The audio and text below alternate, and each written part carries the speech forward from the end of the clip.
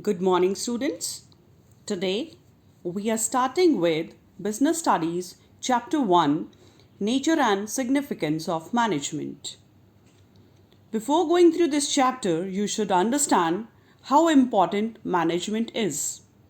Management is a universal concept. It is needed in every organization, whether it is a business organization or a non-business organization. If I take an example, HCL has become a leader in global technology and IT service. This is all because of the managerial efficiency of Shiv Nadar and his managerial staff. Can you think? A school without a principal? A cricket team without a captain? A country without a government? In all these cases, situation is likely to be disorganized and chaotic because there is no management. So, management is essential for all the organization, whether they are big or small, profit or non-profit making services or manufacturing.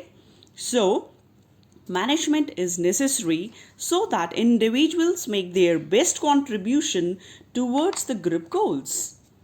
So, for understanding it, we have to understand all these examples, and to understand its meaning, you should bifurcate it that management is equal to manage men plus things.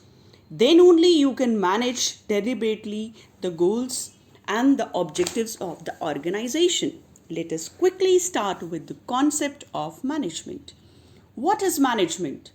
Management is defined as a process of getting things done with the aim of achieving goals efficiently and effectively. Through this meaning and definition, you will find out there are certain key terms. And these terms are: number one, the process. What is a process? Process is basically the sequence of activities which are performed by the management. And they are those functions only. Number one is planning, then organizing, then staffing, then directing, and finally controlling. So performing the activities in a sequence manner or sequential form, it is termed as process. Then is effectiveness. What is effectiveness? It is concerned with doing the right task, completing activities, and achieving the goals. And the key term is time. Complete the work timely. Then is the term efficiency. Efficiency means when you are doing this task correctly, but you have to keep in mind the cost of that product. You have to minimize the cost. You will be termed as efficient. Both are interrelated terms, and without both terms, you cannot be a good manager.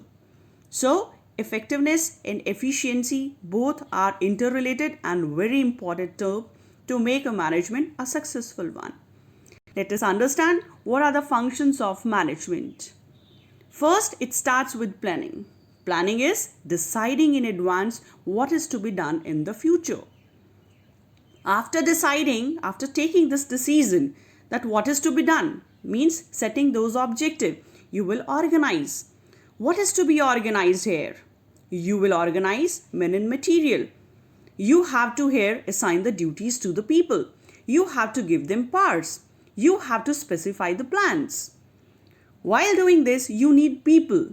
So, when we find the right person for the right job, we call it staffing.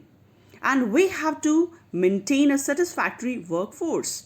If we have understaff, our objective will not be achieved. And if we have overstaffing, our objective of earning more and more profit will be reduced, or the cost will be very high.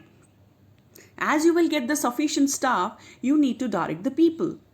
So, directing means you are influencing them, leading them, motivating them to perform your activities.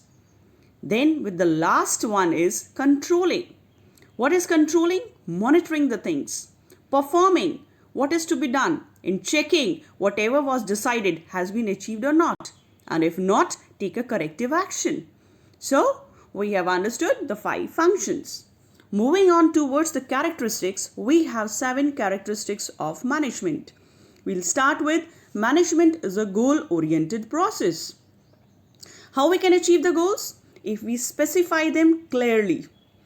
and it has to be very, very simple.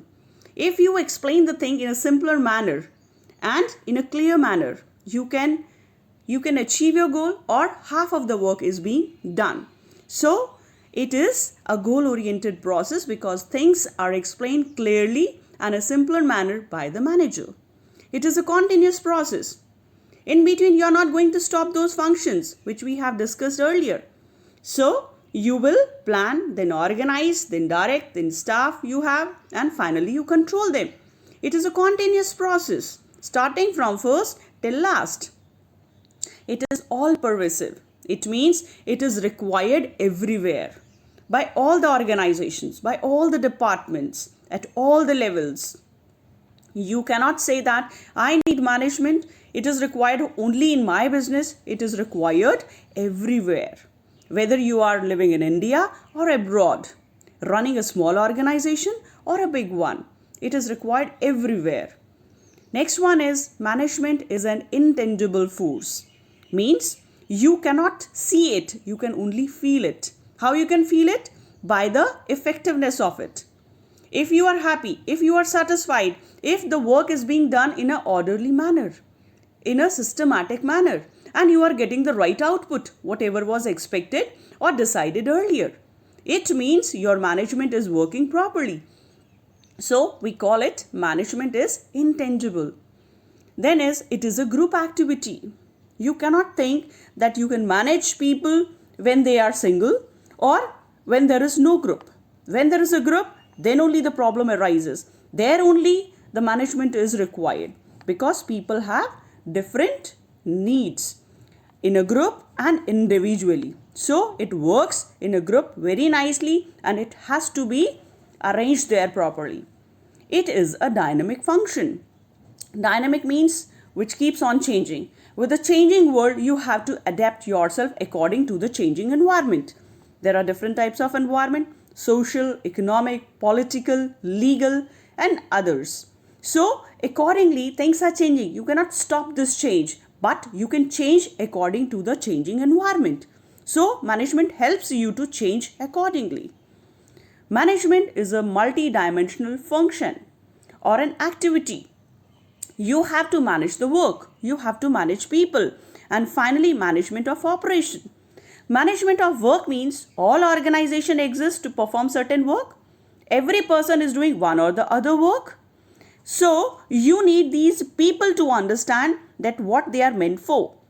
When these people understand and understood by the management, we call it management of people by understanding their needs. When their work is being understood, it is management of work. And when these are combined together, we call management of operation. So combining together all three, we call that management is multi-dimensional activity. So today we will recapitulate that what we have discussed. Concept of management means what is management. In this you have discussed three elements also, and they were process, effectiveness, and efficiency. Then we have discussed the characteristics. There are 7.